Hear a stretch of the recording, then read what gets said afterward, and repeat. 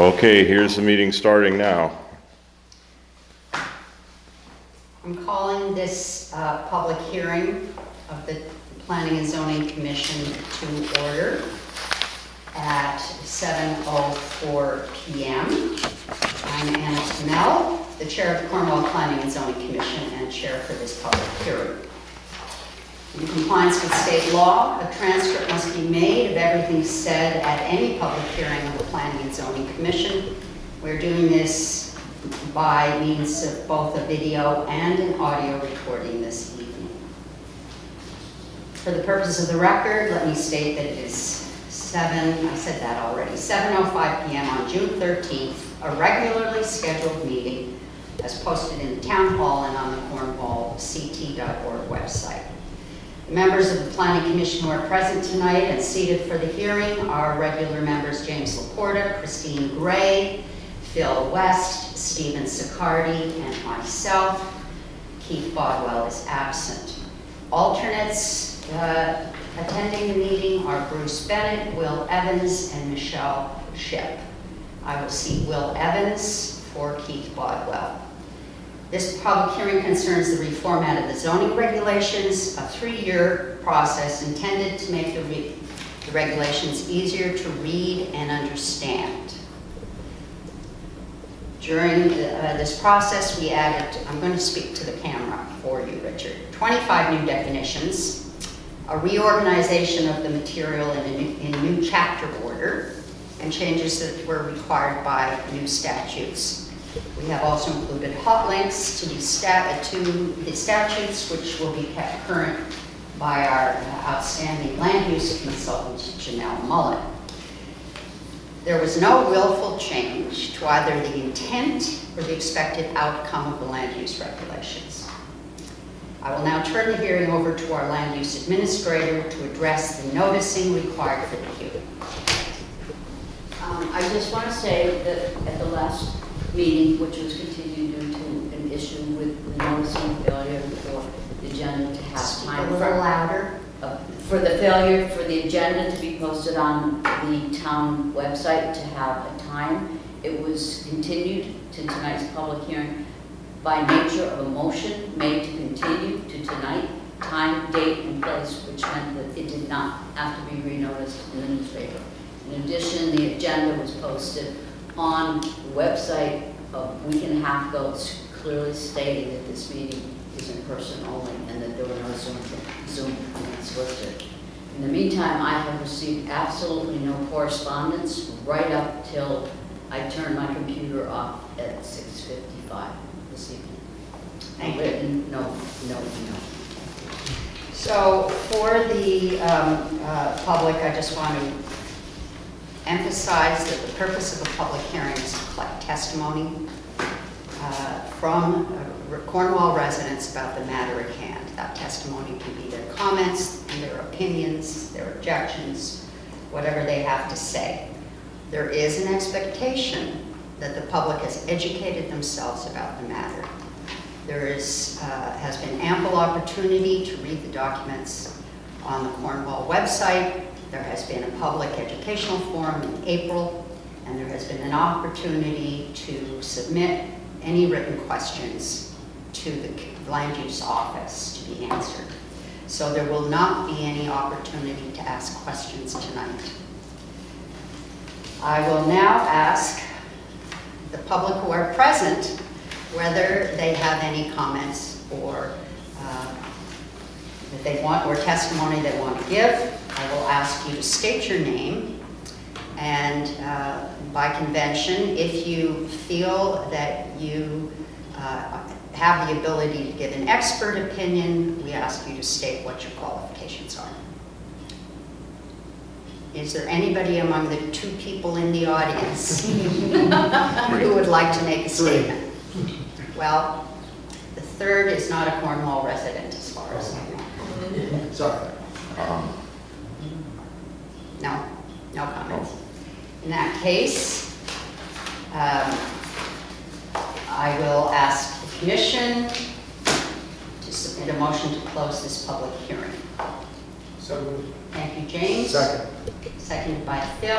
All in favor, we can raise your hands. Motion carried. Public hearing is closed. We will now move on to our regular zoning meeting. First item is approval of the minutes, which you have received.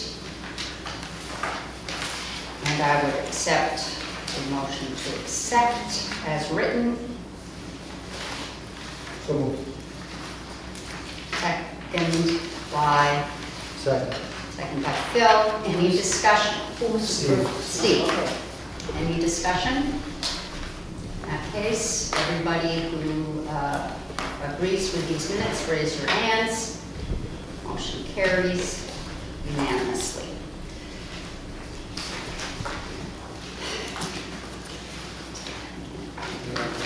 Okay. Next, we have new applications.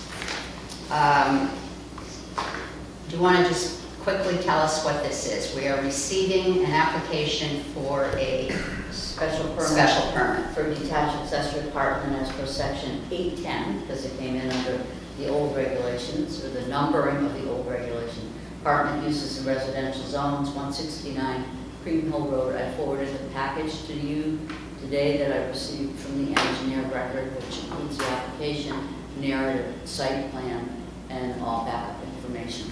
So the application is complete. You will have to notice it, letting neighbors. So all we're doing this evening is accepting the application and setting it for public hearing at our next meeting, which is July, what?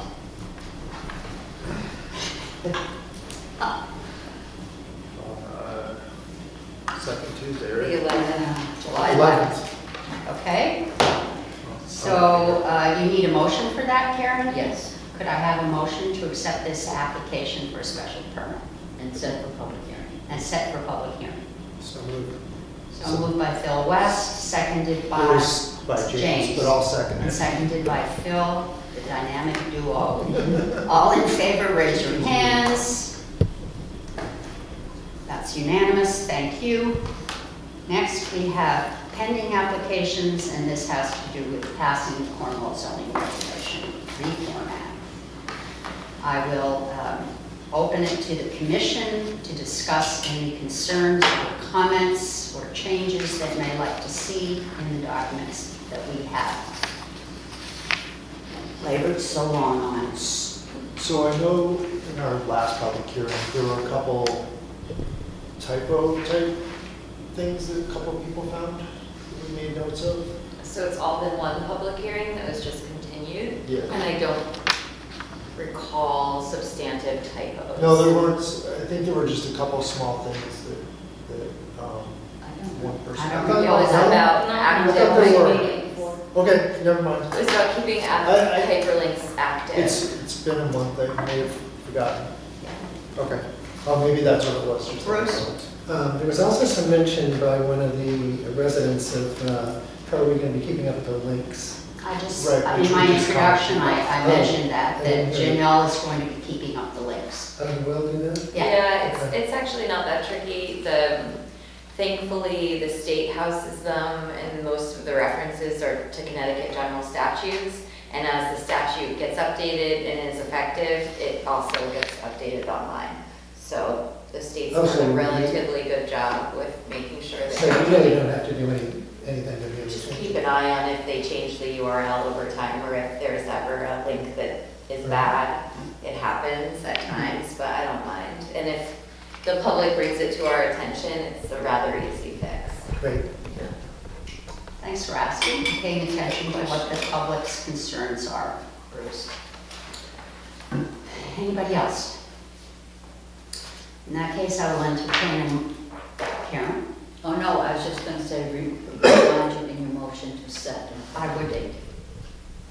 Yeah, say it again? In your motion to approve, you have to set an effective date. Yes. As part of the motion.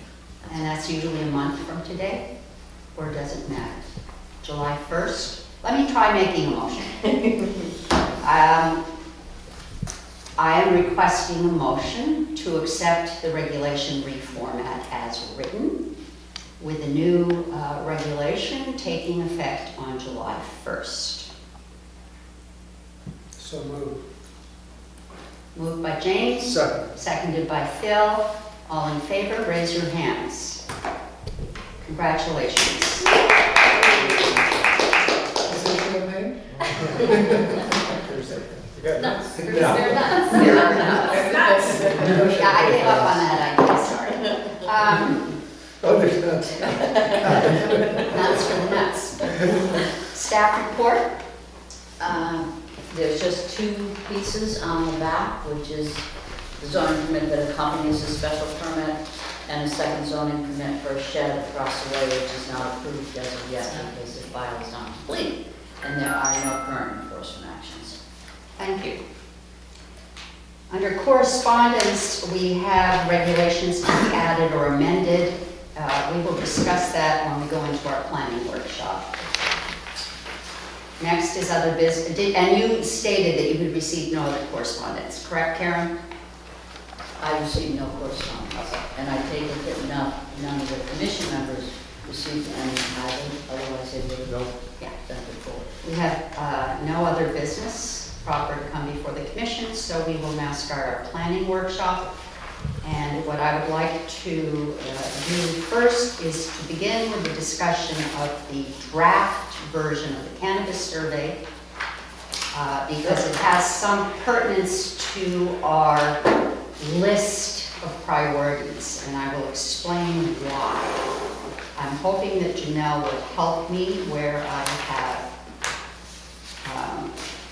failed to bring in complete information. I have tried to get information on the Connecticut State website where the licensing information can be found, as well as newspapers and other websites. And what I have learned is that as of January this year, there have been only licenses issued to current dispensaries of medical marijuana to convert them into retail sales. 13 locations, 8 companies. Some of the companies are multi-state companies, very big. And in fact, some of their employees are currently trying to unionize. There is one company near us that has a place called Still River Wellness on the Torrington-Winstead Road. So they're halfway between. So that's what we know about retail sales so far. The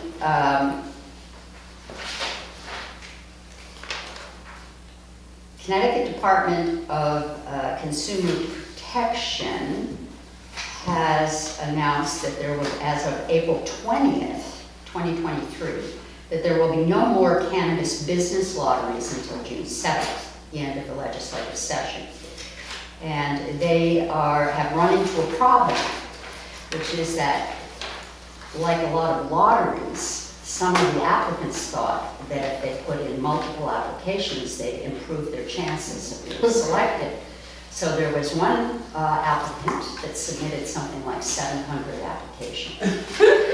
And so the system is crashing. So they're going to re-legislate. And therefore, I think it'll be some time before new licenses for anything else begins to happen. And I also brought you some information about the licensing fees so you can put everything in perspective. The license fee for a cultivator is $75,000. And you know, you have an application fee that's $50. But if you're accepted, then, so applications are cheap. Although that 700 person spent quite a bit of money. A micro cultivator license is $1,000. A retail license is $25,000. Product manufacturer, $25,000. Food and beverage producer, $5,000. Delivery transport, $5,000. Product packager, $25,000. And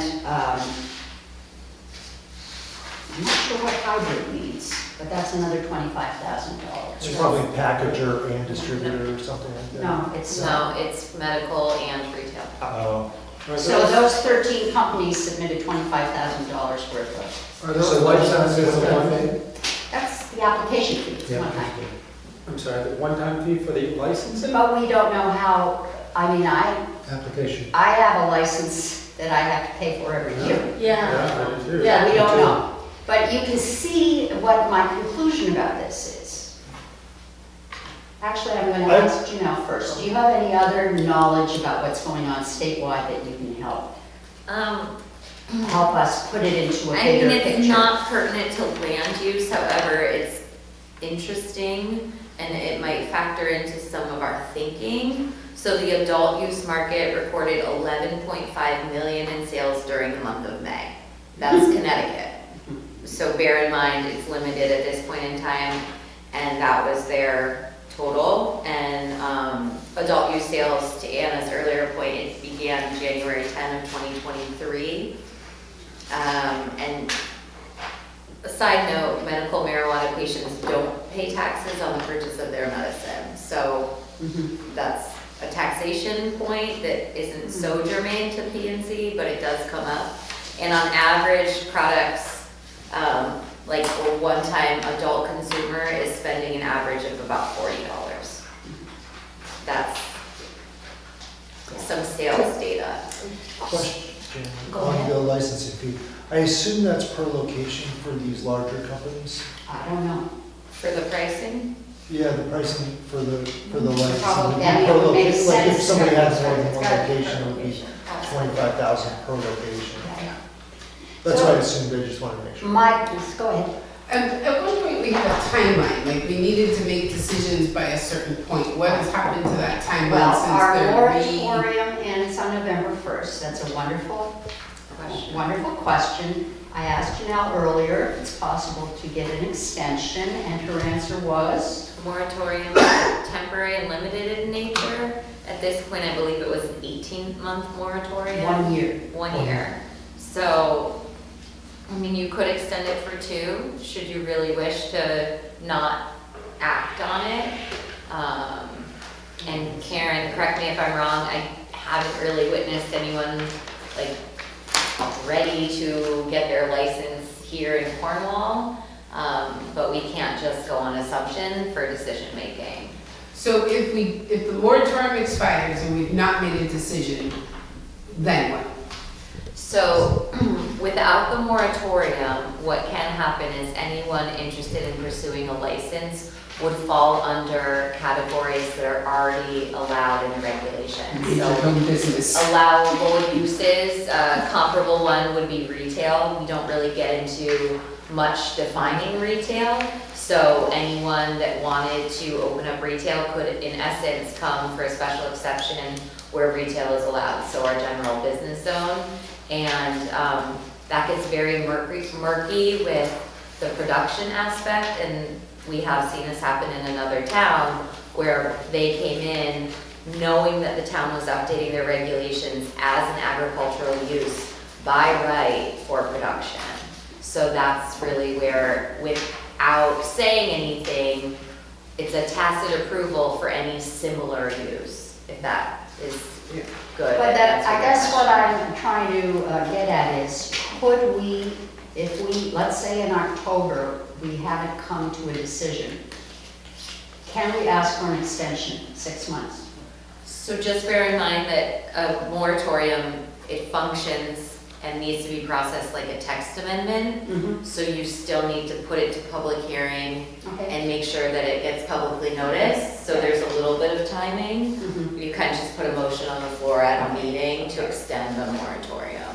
It is a formal text amendment process. So the latest, we probably have to do that, set that as a thing that we were gonna have a public hearing in November. Would probably. be the If we very haven't latest. gotten around to cannabis. If we haven't figured it out. by My then, that would be the point latest. about, with all this information, is just to share my sense that there isn't that pressing a need to put cannabis at the top of our priority list, which is what we're going to turn to next. Well, no, I'm not done with cannabis, so sorry. The survey results that I submitted to you in draft We're missing one page, the one page that choked out of the computer. Okay, well, you've all received it by email, and I hope you looked at it carefully. I was concerned about that the commissioners should have a chance to change my comments or my interpretations of the data if they see it differently than I do. This should be a report that comes out from all of us. And anybody have anything to say about it? If they want a copy, I have one. I brought my own. They have everything but table. One of the tables. Once the draft is approved or amended by us all, then we can post it on the Facebook page. Can I ask a question? Sure. That's the whole point of this discussion. Number 2, does the survey sample fairly represent Cornwall? Last statement, since these ranges do not overlap, our sample size can be considered adequate. Is that? It's just a basic statistical understanding that if your margins of error overlap, then you may not have any substantial difference Okay. between the two answers to the question, the And so polarity of we're the answer. looking for overlap between the 71 and the 25 and the 57 and the 39. Because Right. 71 and 39 do overlap, don't they? Or is that The way, is that not, that's not let me show you how, when you look at margins of error on a graph, they're written like this. Yep. And so you can visualize the overlap. Those numbers that we have here, So there's minimal overlap. It's enough to. 57 and 91, here's 57, here's 91. The numbers that are 71. So perhaps you're saying that I made a mistake when I said there was no overlap. 25 and 39 are below I see. 57 and so Okay. on the graph it would look like this. Got Those it. margins of error wouldn't overlap. Thank you. So when you're looking at data, it's a quick way to assess Yep. whether the experiment or the survey has validity. Okay. So that's good. So, yeah. Okay, carry on, keep talking. Well, I think it's great that we got 171 people to respond, but I think we should still remember that's like 1.5% of the town, right? Well, the problem with making that statement is that it goes against what we just discussed. Question number 2, or statement 2, does the survey sample fairly represent Cornwall? Yeah. The whole point of statistical sampling and the whole science behind it is to understand that you can fairly reflect a large population with a small sample. sample size. And it sort of goes against our own logic, really, when we say it's such a small percentage of the town. The assumption that underlines statistical sampling is that the sample is random. Right. And in our case, the randomness depended on who was willing to fill out the survey. And it's impossible to know. Did anybody do it twice or 70 times? No, not that I could detect. I think it behooves us to look at the comments, because there were 46 of them, made by 20 people. And some of them were very detailed. It suggests to me that the people in town take this quite seriously and they've thought fairly deeply about it. So when it comes time to write our regulations, we need to keep these thoughts in mind that were presented so often.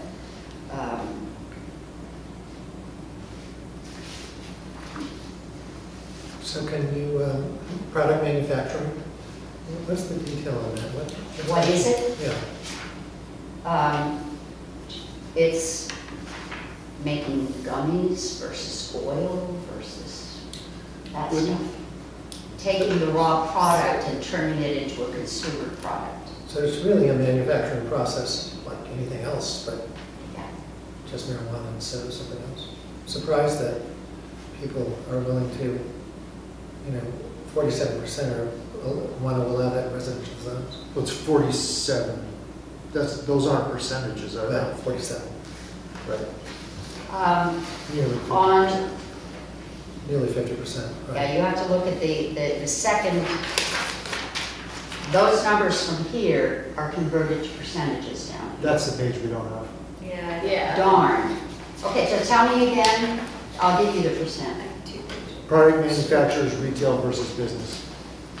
Product okay, let's go, I'll just go through it and tell you. Cultivators, 54% of the respondents would accept cultivators somewhere in town.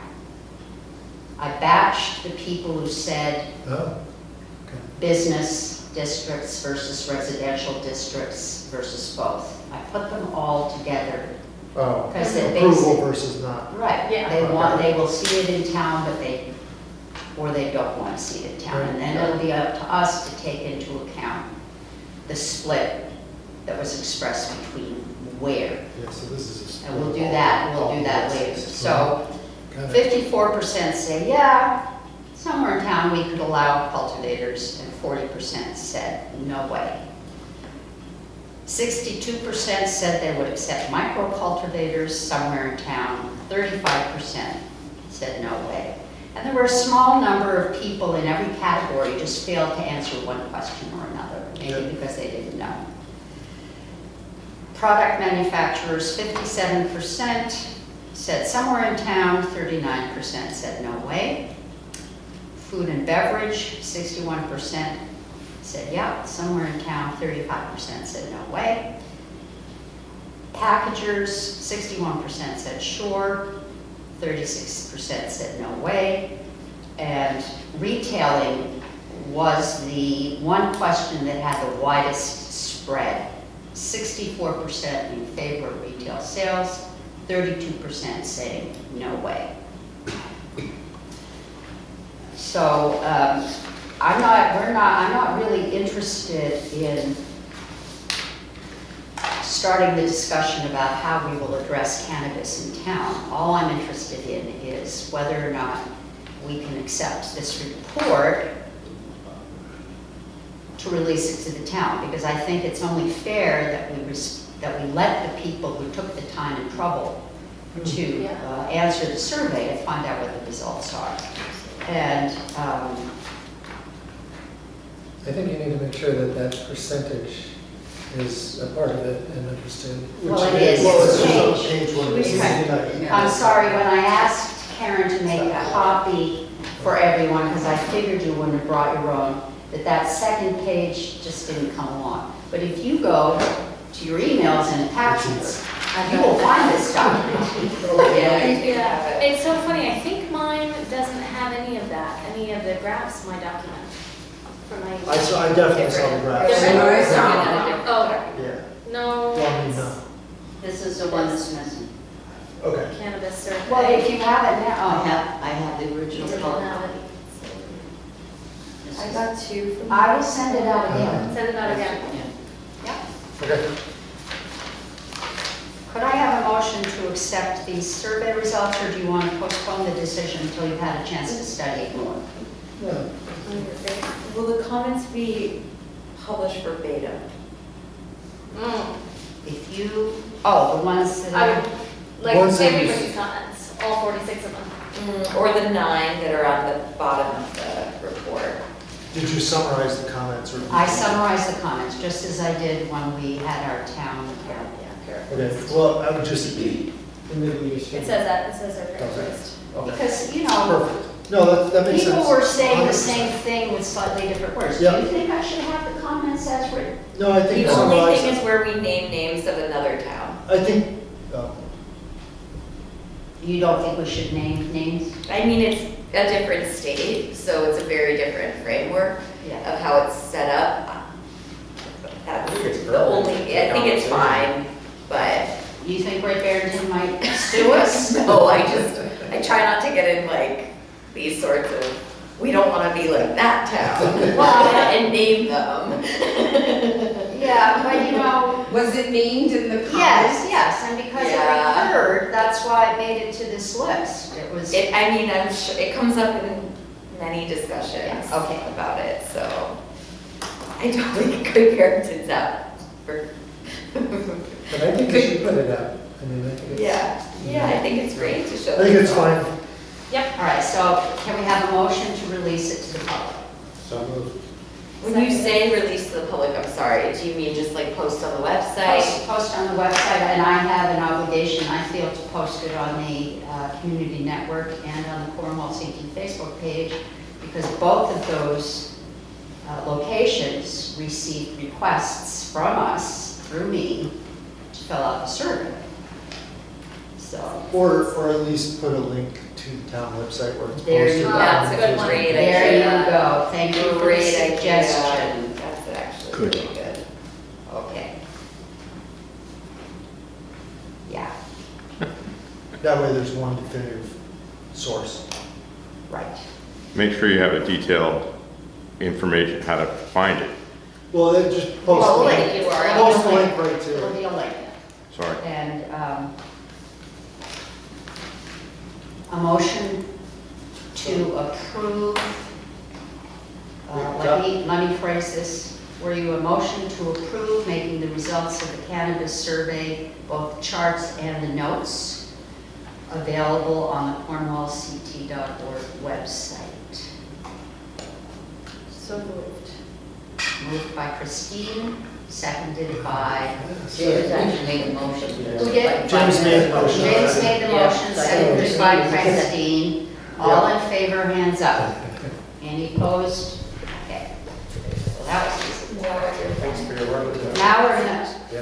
my lord, it's only 7:33. That's an average, so. Don't worry, it'll slow down. Okay, now my effort to enable us to move ahead with new projects as a result of the commissioner's priorities. And so before we actually discuss the priorities, I would like to discuss the mechanism I developed, which was, over the past 3 years, to keep track every time something came up during our discussions that we would want to return to. And secondly, add in everything labeled P&Z responsibility in our 10-year town plan. And so the list winds up being 32. And the format that I thought could be helpful would be for each of you to pick your number 1, your number 2, and your number 3 priority. I will go around the table, and I will put a little check mark under your name, and then we'll see how much overlap you have. And where there's overlap, we'll select the number 1 priority. And then we'll keep doing this process until we've done all 32 priorities, or we're all dead, whichever comes first. So, I do have a question on this. Carry on. I really hate to slow the meeting down, but I think that some of these require a little more description about what we're trying to accomplish with them. Shall we go over them one by one? We've got plenty of time. I think it'd be worth it. I mean, some of them can be really quick, but I think Sure. that, like, where the question, how they came to be on this list is probably. Well, I explained that to you. I said how they got to be on this list, but perhaps we I get can it. clarify what they mean. Yeah, So I'm sure does anybody have any questions about regulations addressing solar arrays or wind turbines as being something that we should address in zoning regulations? yes. Yes, The solar farms are actually under different jurisdiction than they're approved by the state again. Okay, so we don't have any right to As much regulate. It depends on how much That's a site electricity pencil? gets. So that It depends on how much electricity is generated. If it's, and I did Over not a certain prepare for amount. this, if it's over a certain amount, then it will go to the siting council. Okay. that However, would be- that's a large amount typically when they come into play. Yeah. And there's, Eversource has 3 levels of commercial solar installations. And I think the lower 2, I can review some of this stuff, but I don't have it off the top of my head. But the lower 2 levels, I don't believe have to go to the siting council, it's only the largest arrays. So there might be a place in our regulations that would impact smaller commercial scale stuff. Are those just currently being regulated as structures, if they're freestanding? No, so it depends on the individual towns, how they want to handle, typically most residential size stuff is considered a structure. So you have to meet your setbacks and you have a certain footprint that they're meeting and you have to be set aside so much distance over septic and well, et cetera.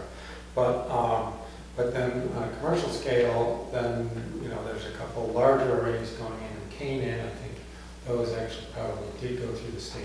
I'm assuming they're big. We're inspected in the conservation district. They were So- inspections. It's questionable whether we need to get involved with solar arrays, correct? Is that what? It's not questionable, it's a matter of, it's questionable whether we want to, but there's certainly a place for it if we wanted to address it. Okay, well, we'll leave it on the list then. It addresses it differently than a structure, right? Yeah, say somebody wants to put in a larger array that's not just offsetting their personal meter usage. In other words, we're pretty safe when we're talking about a regular, even small-scale farms and things like this, and they're offsetting their usage at that meter, because those are very limited in size typically. But I don't think that's what we meant. We're Right, talking so about we're talking about commercial solar arrays. farms, Okay. commercial arrays, and there is a place that's not, it's still a commercial array, but it's not, I think, oversighted by the siting council. Okay, Okay. So I can look into that if you want me to. well, let's see But how it's- our priorities It fall might out. still be on the list. Yeah. So wind turbines, we're okay with that being on the list too? And I'm talking about a commercial wind turbine array, Yep. just to clarify. And again, if they generate over a certain amount, it does go to solar. And given the hilly nature of Cornwall, we could have wind turbines on top of every hill and ridge. Maybe not. Next, a subject close to the Cornwall Conservation Commission, ridgeline protection. Does anybody need clarification about what that means? Okay. Rectangular buildable areas. We could change, and we have talked in the past about making the buildable area more flexible, given the nature of the terrain in Cornwall. And there were other ways of doing it in past regulations. So we mentioned that we might want to address that sometime. Okay. Is that okay? Housing, accessory apartments, I think we all know what that is. And then the other housing, I did group it, but if you prefer, we could list them individually. Multifamily housing, lot size change, changing the 15-year rule about house conversions to apartments. I just bulked, Yep. put them all in. Okay, you're okay with that. LID regulations and stormwater management, we do have this in our Housatonic overlay zone. But there has been talk about extending the LID regulations to all of Cornwall. We talked about that at the time that we actually amended the Housatonic overlay zone. I'm going to ask a question to Janelle about language in the statutes that are now encouraging all land use decisions to have some sort of reference or acknowledgement that you're addressing the impact of approving development and the impact of Long Island Sound, which is really kind of, for most It's people. in the law, it's in the Yeah. zoning enabling act, yeah, that we have to Which consider. is, yeah, which is very unusual for a lot of people if they're told that they have to think about Long Island Sound, which is way over there. I'm just saying that it's something that should be discussed, but, Well, you know, I think also, given that the Houstonic is now wild and scenic federally designation, it would behoove us to talk about other drainage systems besides the inner corridor and the outer corridor. So I think we should leave that in there. It's, you know, it's obviously not something, well, I won't make a comment about how important it is. Somewhere along the way, we're reviewing our excavation paragraphs, and somebody thought we should take another look at that number of 300 yards, cubic yards. You're all remembering that? You don't have any questions? Yep. Okay. Then something about driveways for flag lots, whether or not we actually have regulations adequately addressing the water that comes off them. Do you remember that discussion? Well, plus the lots in general, I think there was some confusion Yeah. about it. So we could take another look at flag lots. Yeah. Sign regs, near and dear to James's heart. I wish they weren't. Cannabis, we discussed Yeah. that. And then how to resolve questions when a lot exists in two zones, which setbacks apply. I'm not sure that needs to be in here. I thought we addressed That's in our that. regs, Yeah, I It's in our regs. I felt Yeah, that yeah. was addressed because that's Okay. crazy map. Okay, so we'll cross that one off. I mean, it's not very clear, but it is The a map doesn't make it much clearer. Yeah. Yeah. Or perhaps it was a matter of Oh, getting yeah. it clear. yeah. Okay, short-term rentals. I think we all agree that's something we want to take a look at. Permanent sawmills for limited use came under discussion when we were reviewing the regulations, and whether we wanted to take another look at sawmills in town. So I see some nods, and that stays there then. And then what to do with the telecommunications amendment. This is a legal point.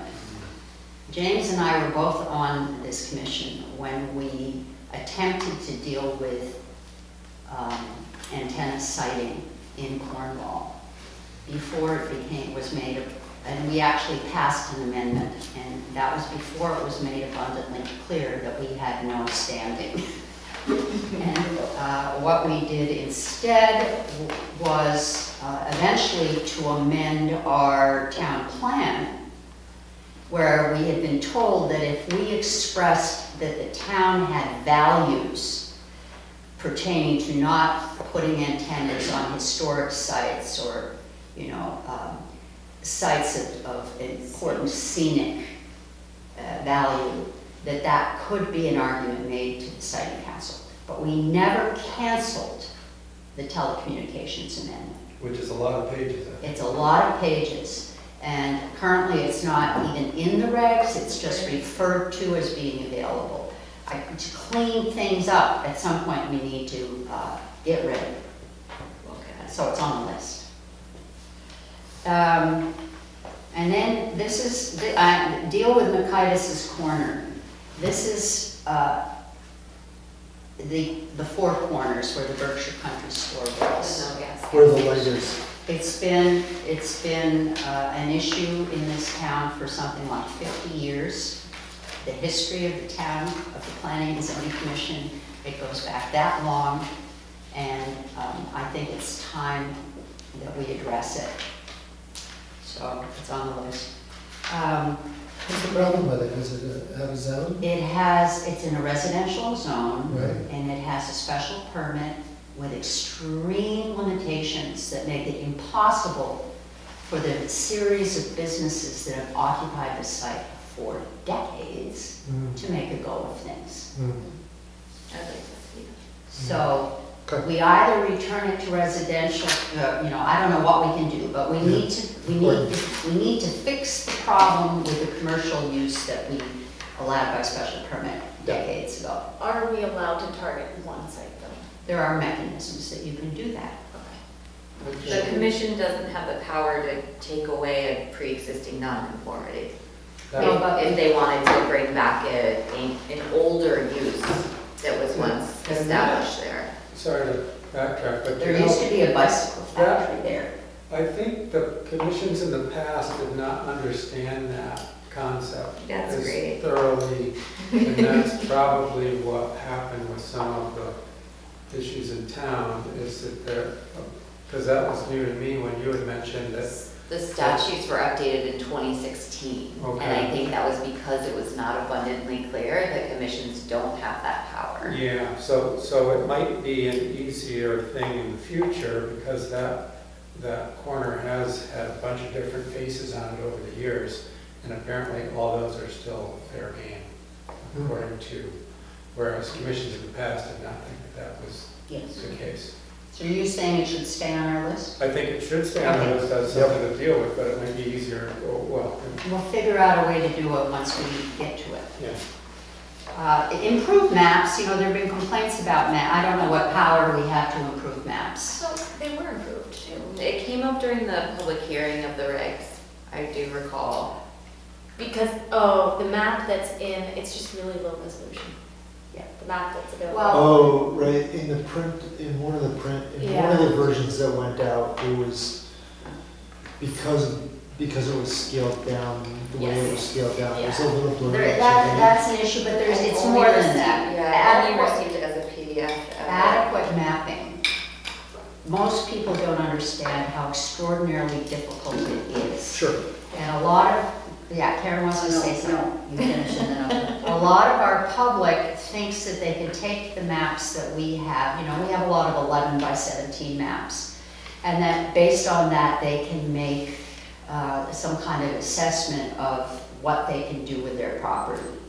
And we need to disabuse them of that fantasy because the maps aren't accurate enough. They're not ground truthed.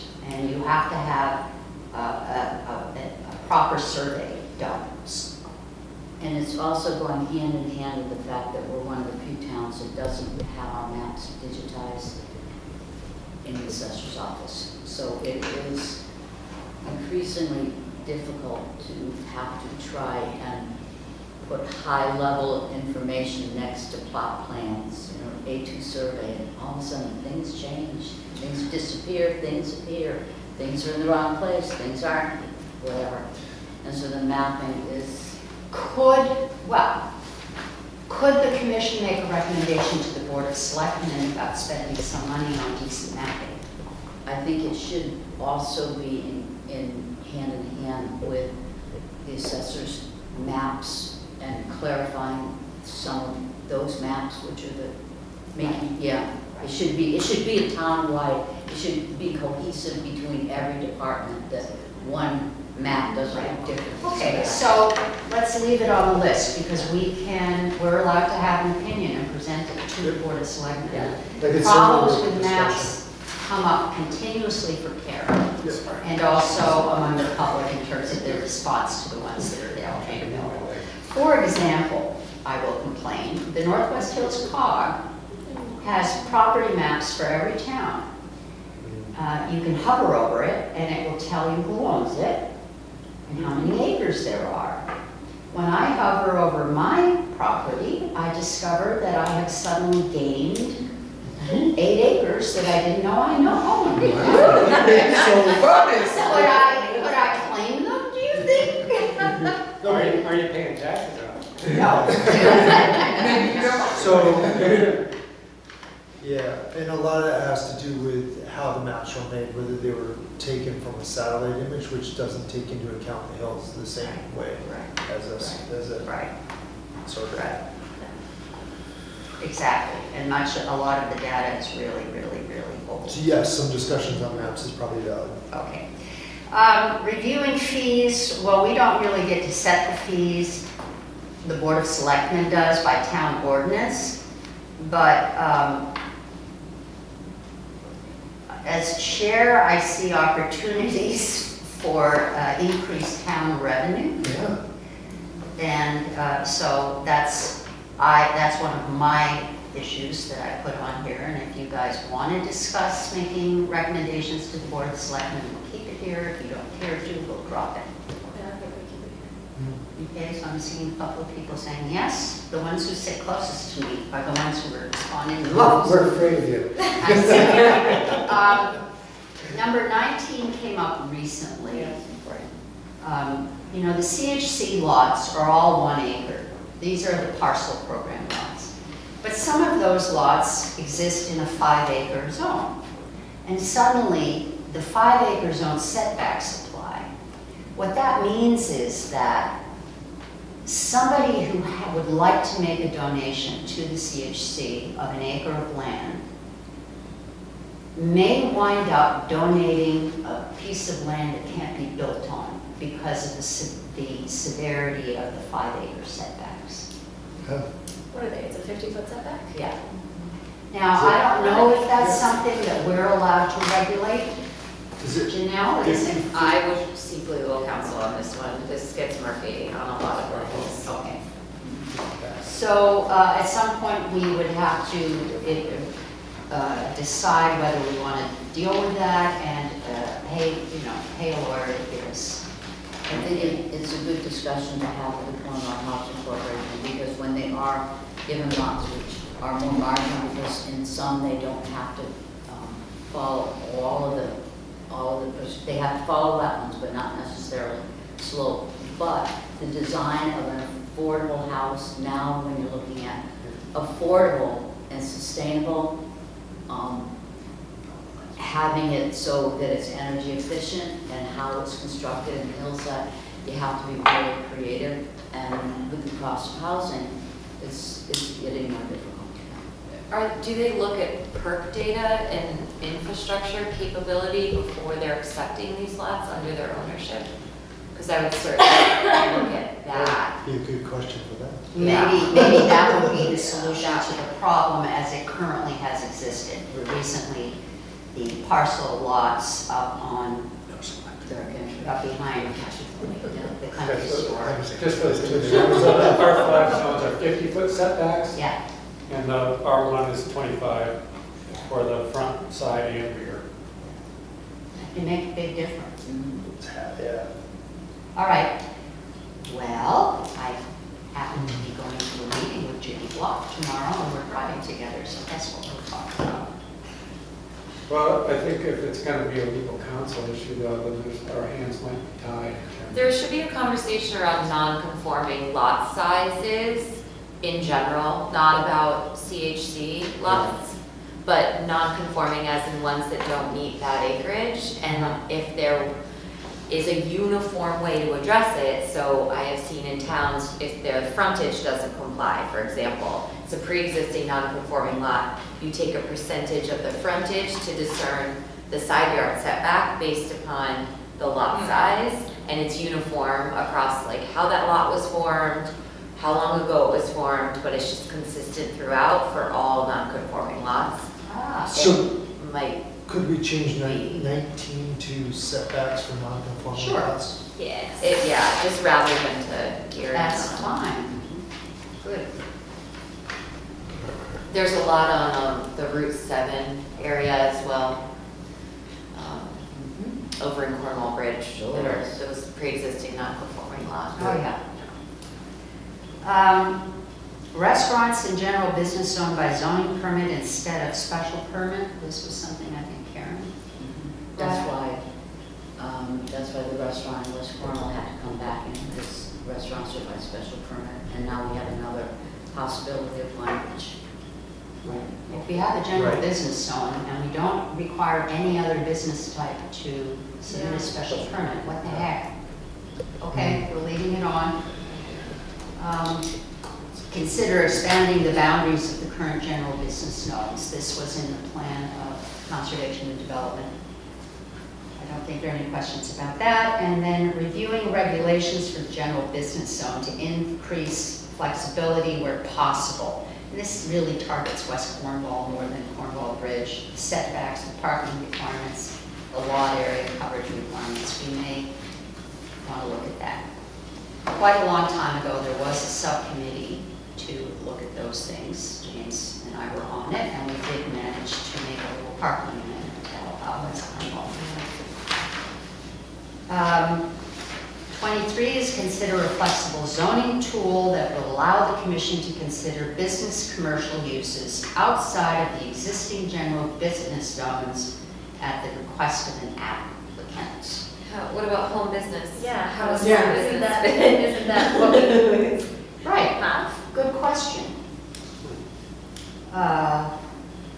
Well, Yeah, it's already perhaps, sort of in there. yeah, perhaps it might include a request to create a factory or a storage facility that goes beyond the home business.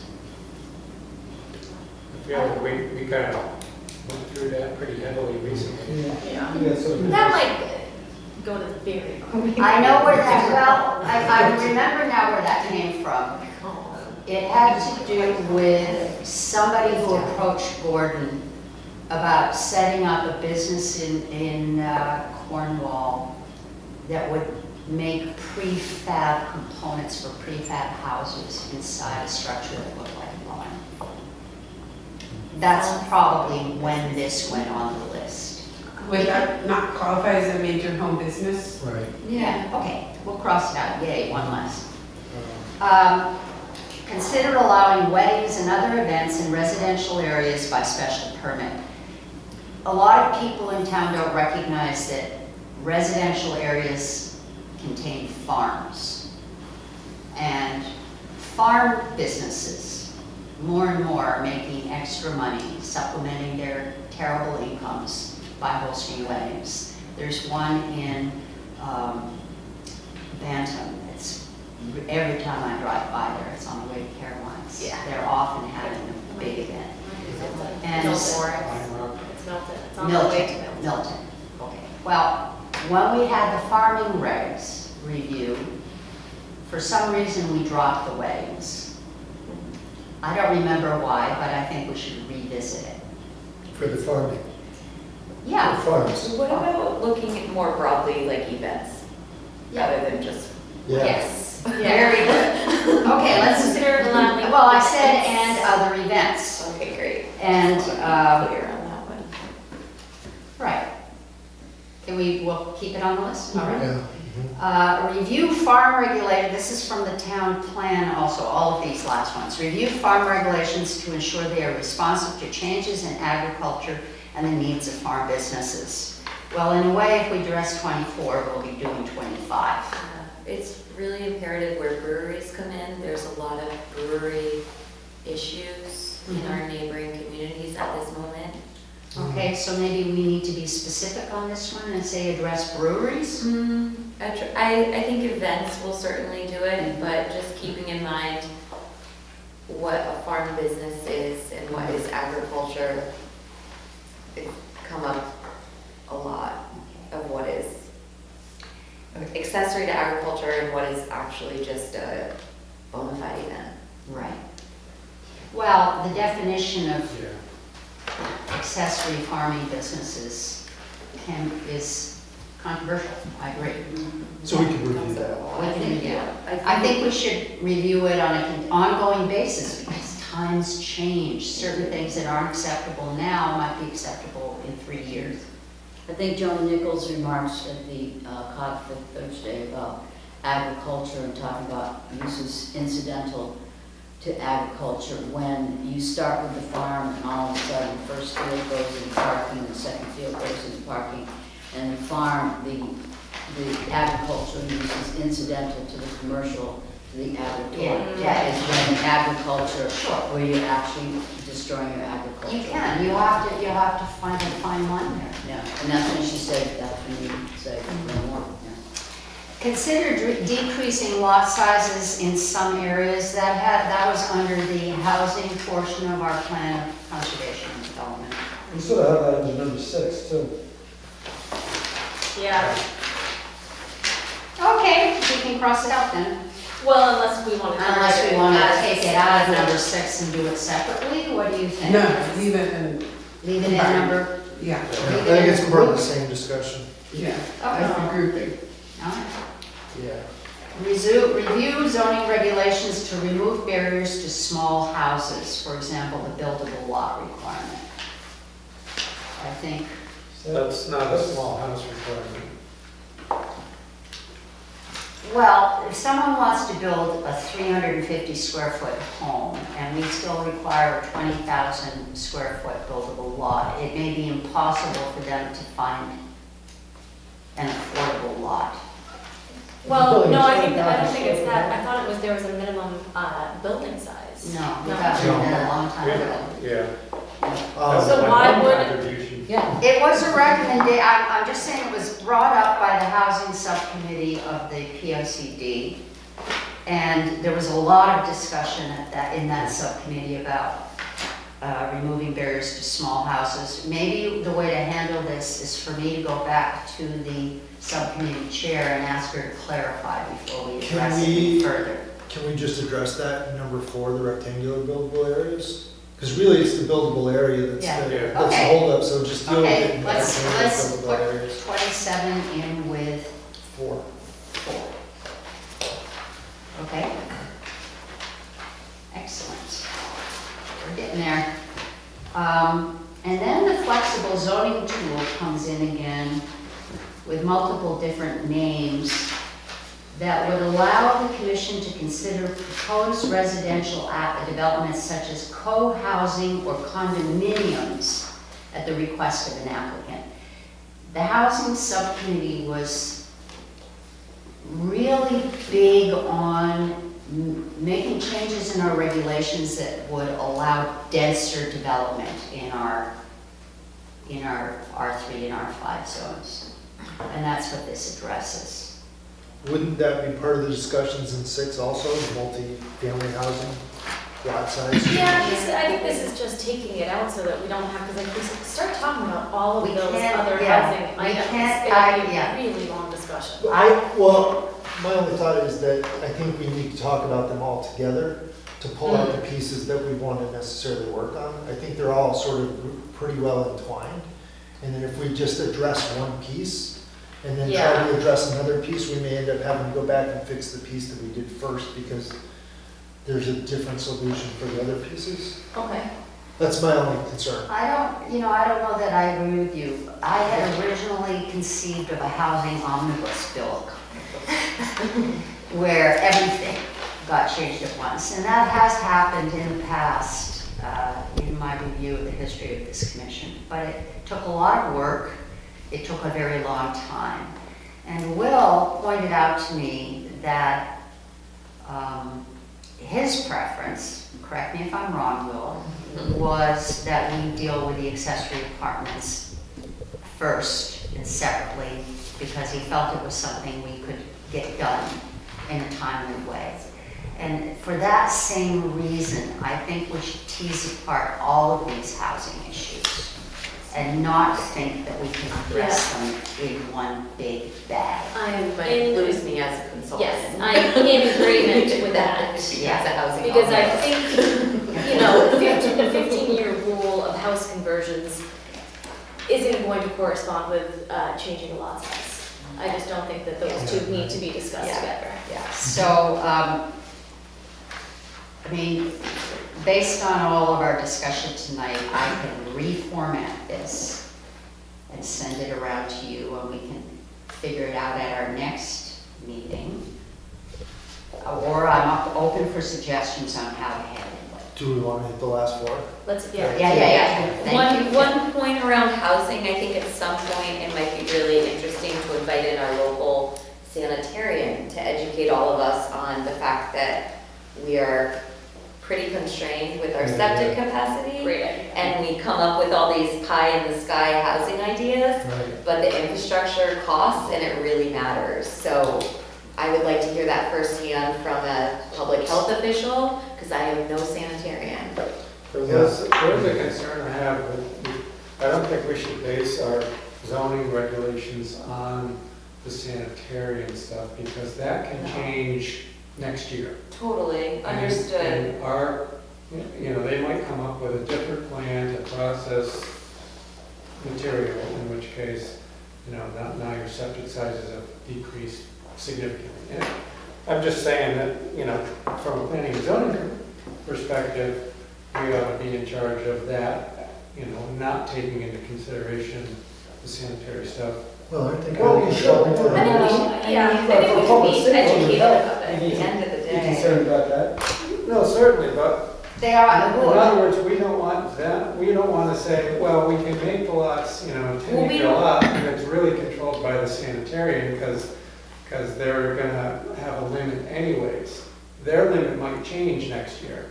Here's an example, yeah, and I sort of agree with you. Here's an example. Our buildable area is 20,000 square feet, so that we can be sure that the septic system will fit within that buildable area, correct? No. No, No, I'm wrong? no, I don't think that's, Ooh, good I don't discussion. think that's based on the septic and well. No. I don't know what metric it's based on, That was but based on the topography and erosion and other environmental And aspects. Soils. And soils are very highly tied to septic. No, it wasn't a septic base. Okay. It was, All right. I don't, Always have I don't something. suggest talking to a sanitarian for them to dictate any regulations, but I do think some insight might be a little bit helpful when we are I think it's a talking great idea. density. Right, well, we always want to self-educate. There's Yeah. also, we do have a septic engineer on the commission. And it Is was he great. here? He's not here today. We could ask him. Yeah. Okay. He certainly has. Yeah, I mean, if he wishes to wear that hat to a No. meeting. Okay. That'd be great. I mean, obviously, we have to continually learn. I'm continually learning. All right, 29. we're almost done. Where are we? Update regs to ensure ADA compliant structures like wheelchair ramps can be added without concern for setbacks or That's restrictions. been done, And that's it's a already been statutory done. thing. It's, Yeah. we That's changed- what I was gonna ask, isn't Yeah. that just legal? That's been done, it's We very did legal. that, yeah. So this is good, the town plan was written in 2019 and went into effect 2020. And it just goes to show how sometimes the state is ahead of us.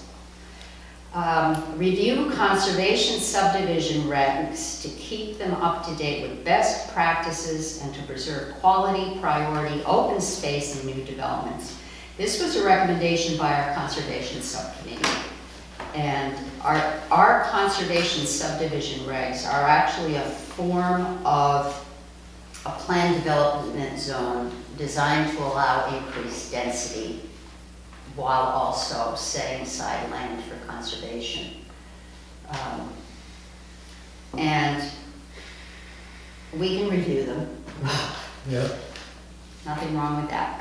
I think the thing I'd be most interested in thinking about is the open space component and the language in there.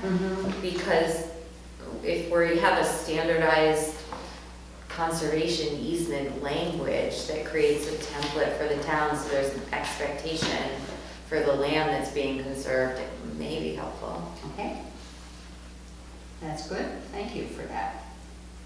Then, and I don't know where this next one came from, but consider incorporating Connecticut deep standards or best practices for addressing noise and light pollution in current and new regulations. Well, I mean, we're kind of put into a position where we don't have any control over that, because Torrington Area Health used to do it, but doesn't do it anymore. Noise, but not light. Light is becoming a big issue. Light's a big because deal. of the impact to habitat. I mean, we're losing our bird population sunbirds. because of light. Yeah. I'm working on drafting dark sky-ish regulations for a few. Towns? I'd like to keep that on the list. Well, but, okay, That we can, we're not necessarily incorporating CTDEP, we are just considering addressing noise and light pollution. Right, like I- a new item. I wouldn't touch noise as zoning regulations, I'd let that fall to a town ordinance because of grandfathering and Was that how we can control that with an ordinance? I would- I mean, if Karen wants to. I was gonna say, can we still say Karen out Use a anymore? noise monitor to very specific standards, that's her call, but noise So- is probably the bane of all. So instead of what it CEOs. says, it'd be consider addressing light pollution in current and new regulations. Yeah. Yeah, Noises. both cross out. If I may be so blunt, the biggest issue with noise is agriculture, and of course that is invalidated by the right to farm. My biggest issue with noise on my state highway that I live on is crotch rockets. Oh, What's that? a Those motor really state. loud Oh, motors. it's like, oh. They drive at 90 miles an I hour. can't wait for Anna's signs in her yard. Okay, revised regulations to I allow didn't know that. social service and professional businesses to locate in Cornwall Plains. This was the subcommittee on culture and the arts. And I don't know that there is any reason why social service and professional businesses can't locate it. Right, that's now Our part of home businesses, businesses. that's- It's just, Yay, Yeah. we're crossing that out too. Okay. What do we do next? I think we break down the housing, Okay, and we can do that now, and then vote on it? We already have several housing things, don't we? I mean, there's, well, we'll make multifamily housing separate from lot size change, Yeah. from changing the 15-year rule, and from, I think multifamily and the 15-year rule could go together, because they're both multifamily, are they not? yes. yes, yeah.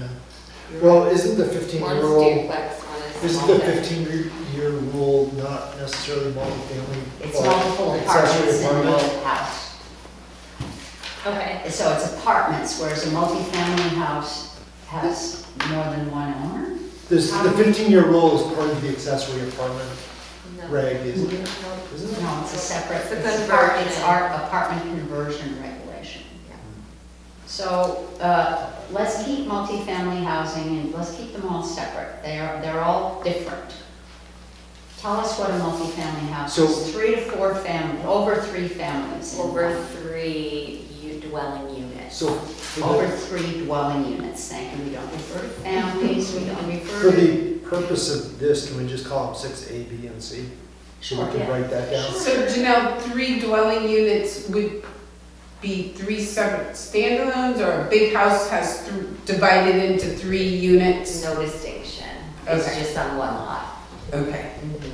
Oh, interesting. And something that Nancy Berry brought up at our last public hearing was Cornwall used to have allowed 2 family homes. And we have some that were left Duplexes. over, duplexes. They took that out at some point in the 80s or early 90s. And so, That's where the conversion pops back in though. yeah. Because if a home is a significant age, you're allowed a duplex based on that apartment conversion regulation. You had that Well, one? but you can't build a new duplex. You can't build a So new right now, duplex. it's only converted. Yeah, so I think we need to add duplexes as E. Yes, and where, wasn't that somewhere in here? No. No. So do we want to do this in secret? I mean, We can talk, I was gonna go around the room and ask you all, what are your top 3 I priorities? think everybody should just write down their top 3, so they're not necessarily swayed by others' decisions. Okay, and then you wanna hand it back to me and I'll email Why all not you be with the swayed? results? Yeah, great I don't idea. care. I'm Which just- of us is going to be I'm swayed? throwing out options. We're all independent. care less. Power of persuasion, James. I hope so. James can't sway me. I was just trying to tell get, my wife that for I was just trying to get out of gut reaction, you know? By the way, we have a very, very patient guest here. Oh, I'm just observing. Are you, Why? Curiosity mostly. I just moved here, so Oh, good. it's a small town, so I figured it's a We small need town new thing. members. Oh my God. Very exciting. well, we're not trying to put you on the spot. Oh, no, it's fine. I figured it was gonna come up at some point. Okay. Are you in the village? No, I'm right up the street. I'm in West Cornwall. Nice. Well, welcome. Yeah, Thank that's you. great, I'm glad you asked. Very good. Guys. All right, so go. By ahead. the way, our planning and zoning commission meetings are the most fun of anybody else's. They, I don't know, they're Steve. certainly Yeah, fast. Parker Rec has got,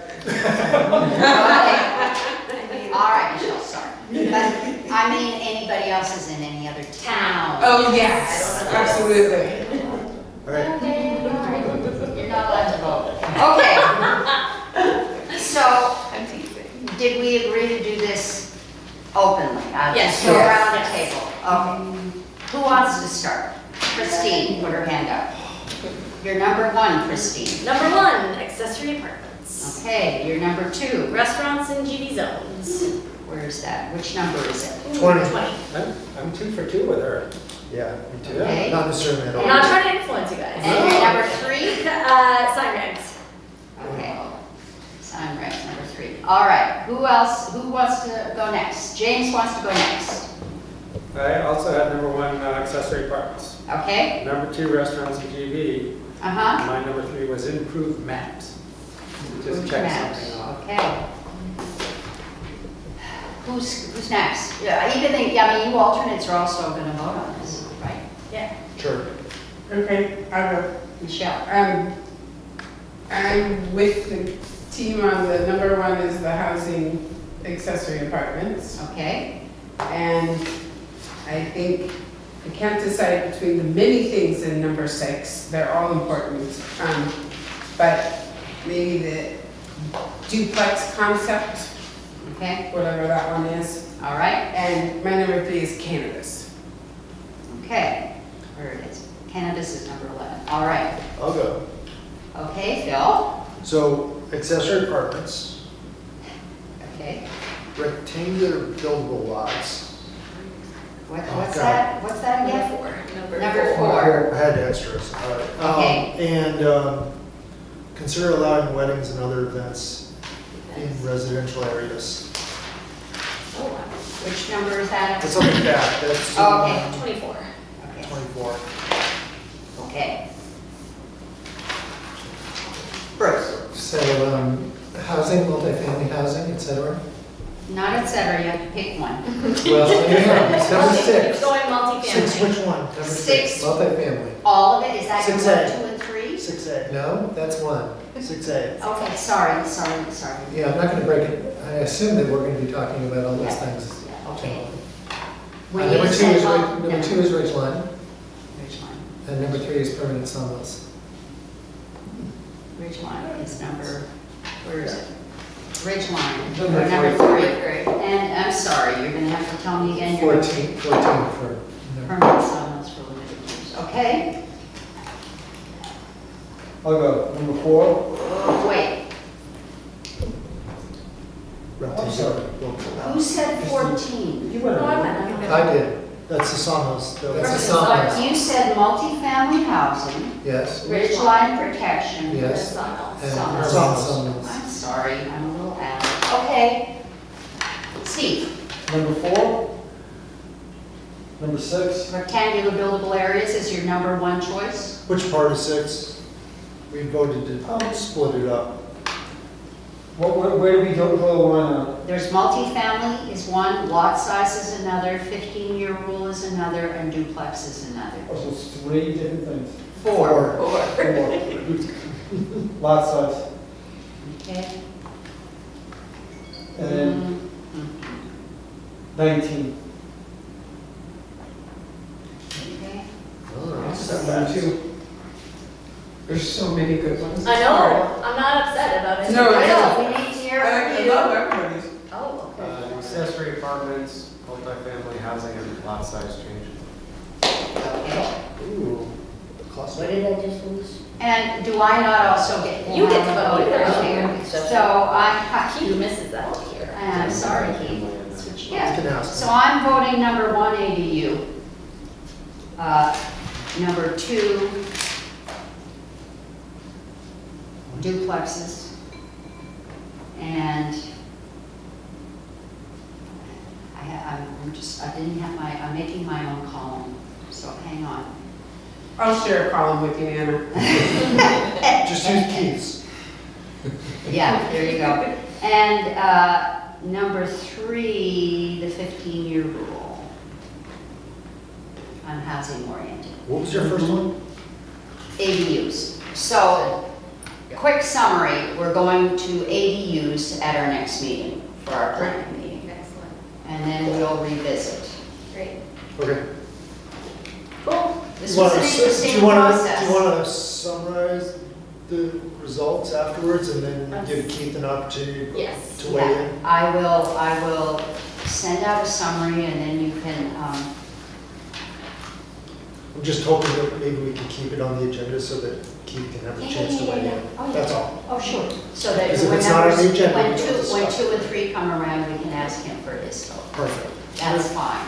Should we, Phil and Will and I had a meeting back in October. I have your minutes. I have them here. Good.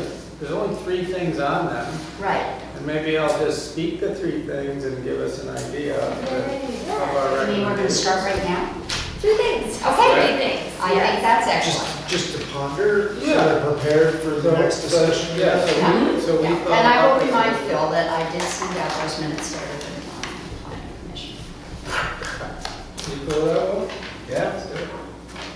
Carry on. We had removing the owner occupancy requirement as one suggestion. Mhm. Another one was reviewing the number of parking spaces required Yeah. and not have that as a limiting factor so much. And only requiring a special permit for more than one accessory apartment, regardless of where the apartment is located. Yes. So Yes. now we've got some, it's kind of convoluted when we ask for a special permit. What was the last one? It's only requiring a special permit if you're gonna have more than one accessory apartment. It's not, Well, what, right basically now you what, have it, if it's an external structure, then it's not expanding the external, but we're basically saying, if you're just adding one accessory apartment, it's. it could be in an accessory structure or it could be in your own home and that's still by zoning permit. Right, so those are just concepts that we off the top thought of that would be kind of low hanging fruit for accessory apartments that I think the town could get behind. Great suggestions. Yes. I want to add some ideas of my own for you all just to mull over in your minds because I think most of you know I'm a little more, less conservative and more gung-ho on getting more housing in town that people can afford. So I would like to build in an incentive, which will probably never be used, that if someone wants to generate an accessory apartment, an affordable apartment that's deeded affordable, they can do that no matter how many other RDUs they have. And we will figure out ways to make it as easy as possible for them. Yeah. When you say RDU, you mean ADU? Residential, what's RDU? Residential dwelling unit, ADU, accessory dwelling unit, sorry. So, So is just, it RDU or? it doesn't ADU? have to be Let's this. stop This using is the that. concept. The concept is, what can we do in our regulations to provide an incentive for an accessory apartment that becomes officially affordable? Do you see what I mean? Are you That's talking about really- another building, or? I'm talking about anybody who wants to create an affordable apartment on their property. Let's make it as easy as possible for them and not throw a lot of regulatory barriers. So let's take a look at how we could give them some kind of reprieve. Like maybe make it a zoning permit or a special permit or the third accessory apartment. Right. So, It's special permit. There might be issues just in terms, No, that you speaking as a don't. potential neighbor to such a place. Then all of a sudden, basically, you have residential zoning, but you might have, your neighbor might have 4 different. well, yeah, and this should be Dwellings, right, so discussed that's- when we yeah. get into the nitty-gritty. Yeah. Just think about incentives for affordable, that's all. Some kind of incentive for affordable. And I was just throwing that off. I think we have to be careful about doing something that we might regret, not us, but whoever's here 150 years from now. Yeah, but we can still look at it. I think if we continue discussing, we'll be here all night. No, and we're not gonna discuss it further. Just It's throwing that something out that there I for want to everybody. include in our general discussion. Yep, no, I'm fine with that. And we'll never make Keep mistakes this anymore. No, I don't. We already took all the good ones. There's more. You gotta just take Which is okay. What's in the stop shields in We there? got pistachios. We were picking individual nuts. Okay, we're. More variety. The other issue that has come up is the people who say that they're gonna build an accessory apartment as an excuse for just having a second home on their property. Guest house. They Well, have no intention of ever renting it. that's our regulations fault. Right, well, we can change that. Yeah. That's what I'm talking about. So Karen has one now, the one that's on our agenda. Yeah, so, It's basically a pool house, guest house. a guest house. Yeah. So, but then we're distinguishing between a guest house and an accessory dwelling unit? Well, if you're gonna build an accessory dwelling unit, is it impossible to figure out how to make the owner actually rent it? Yes, I mean, that's not what we as zoning, Yeah. that's. I don't think that's. That's not our, It's that's not not within our our purview. purview. No. But I have a question on the definition, like, a pool house is very different than an accessory apartment. How Like, sure? Well, because a pool house, Wait, a pool house, an accessory apartment has a couple factors. Kitchen, bedroom, and bathroom. A pool house might not have a kitchen, it might just have a place where you change in the bathroom. right, Yeah. But when there is appearance of all three, it becomes an accessory apartment, not a pool house. okay, And most of the time when people are going to build, or a lot of the time when people want to build a pool house, they say we might as well toss the kitchen and the bedroom in there, okay. you know? I've seen a lot of examples where you might have an accessory apartment that is a pool house, but then they actually have a friend's daughter that needs a place to stay, and next thing you know, they're renting this space. Okay. And it can be fluid, it doesn't need to be like we have to stipulate that this Okay, has to be all right. rented. And next thing you know, it's providing, we do have Okay, situations like that happen, and I think, we should be careful about getting too controlling in terms of we are a planning and zoning commission. I just want to be Godfrey. But- But I don't think we can say this building has to be a business. No. Somebody owns it and now you have to Yeah, tell you them have they to have to run open the it. business. Okay, You all have to right, say something I to have their a business. feeling that we'll complete our revision of our accessory apartment regulation in one meeting and then have a public hearing the next month based on this Oh, you- preliminary discussion. Very optimistic. So, I'm always in optimism. keep us on track. Formatting 3 years or whatever. In one meeting. Go back, like. Move to adjourn. I motion Second. to adjourn from Phil. I was hoping Second. to add just one comment Oh, I'm before sorry. we jump to Carry on. adjournment. It's around the whole concept, because it sounds like you want to really open up the town for more housing opportunity. It might be time to also have that very difficult conversation around short-term rentals. You're It right. might be, I'm just throwing that out Sure. there. That's a good I was point. hoping that wasn't going to happen. I was hoping that short-term rentals, Airbnb was going to encourage more people to come to Cornwall and stay.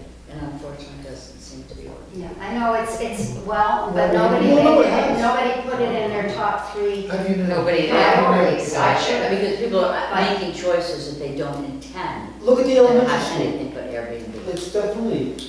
Well, I mean, Airbnb is a business. Population. I didn't mean to not adjourn, I just. That wanted to business is throw that good, out there. this business is. Well, Because an Airbnb. let's talk about it next month. Yeah. There's a Phil motion has on to the go floor home. from Phil and seconded by James to adjourn. All in We're favor adjourning. of adjourning? Aye. This meeting is Good adjourned. one, Beth. Thank you all very much. Oh, That's what it. format is the meeting? Thanks for the treats. Oh, sorry, there's one last issue, and we don't need to be an official meeting to decide it. That is a camera. The hybrid equipment works. Cool. Do you know how to use it? This Awesome. is the problem. The board of directors of the library Richard, turn, has is it made off? moderate No, promise. it's not off. Off. Okay.